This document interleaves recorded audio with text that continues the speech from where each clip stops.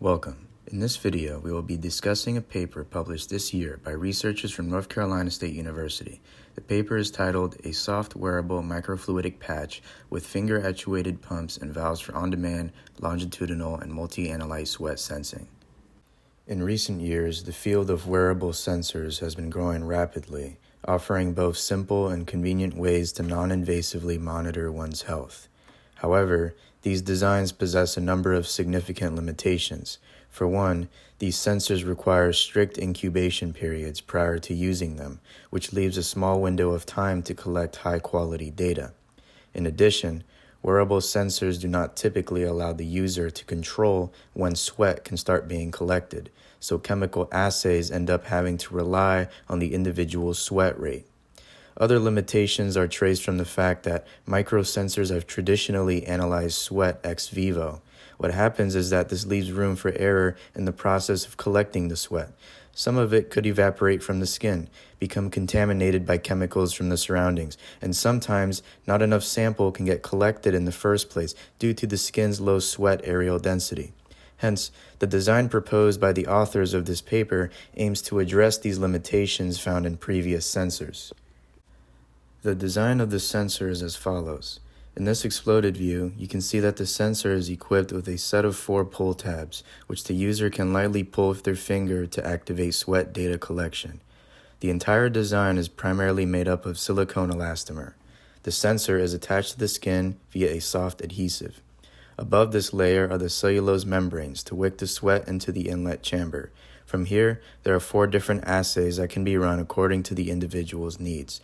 Any excess sweat that is collected is sent directly to the outlet. In this close-up view, you can see the path that the sweat would follow once it enters the inlet chamber. Upon pulling the tab, the sweat travels through microchannels and passive capillary burst valves to reach their respective sensing chamber for data analysis. In this view, you can see how the sensor can be worn on the skin and how the user can measure multiple different analytes to monitor their health, such as markers related to kidney function, fitness, electrolyte imbalances, and inflammation. Microfluidic systems are microscopic channels that are designed to measure and analyze the behavior and composition of tiny amounts of fluid. Microfluidic devices typically consist of channels that range from submicrons to a few millimeters wide. In this study, the researchers combined the functionality of a microfluidic system with that of a wearable sensor, representing a completely new design of its class. The purpose of this is to advance the field of non-invasive sweat sensing by expanding the capabilities of wearable sensors to deliver on-demand and personalized results. To optimize the flow of sweat and minimize undesirable ejection, the researchers varied the sealing thickness of the pump between 200 to 1200 micrometers. In testing each thickness size, the pull tab was both pushed to test for erroneous usage and pulled to show proper functionality. When the sealing thickness was 1200 micrometers, much of the sample was expelled in testing. Similar findings were found in 1000 and 600 micrometer sealing thicknesses. However, at 200 micrometers, the sample was not expelled when erroneously pushed, and most of the sample properly entered the inlet chamber when pulled. Additionally, the pull tab was designed so that any pulling force less than 18 millinewtons would not cause the sample to accidentally flow into the sensing chamber. The researchers also investigated the optimal settings for absorbing the flow of sweat from the inlet to the sensing chamber.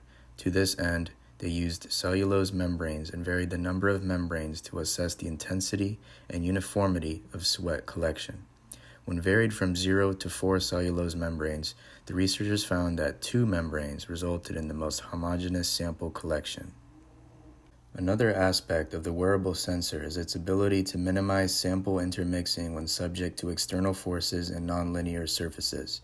The researchers filled chambers number 1 and 3 with red-dyed aqueous sample, and chambers number 2 and 4 with clear aqueous sample.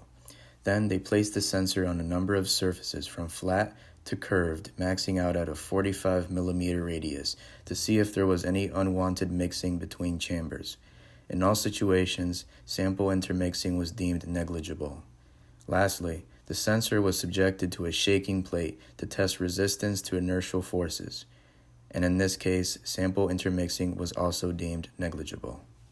Lastly, the researchers put the wearable sensor to the test through a 2-day trial in which an individual would perform moderate intensity stationary cycling 2 times per day for 10 minutes each, and after each exercise period, they would activate the pump to assess their sweat collection using assays for chloride, calcium, glucose, and pH.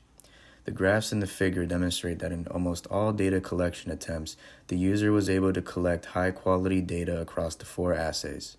The only exception was the calcium and glucose assay, which reported values circled in red that were below the low limit of detection. However, the researchers deemed these values to be readily fixable with the use of a sweat monitor adapted colorimetric sensor. As shown throughout this video, the design proposed by the authors of this paper provides a new, seamless method in the field of non-invasive sweat monitoring by expanding the capabilities of a traditional sweat sensor through the integration of a microfluidic system.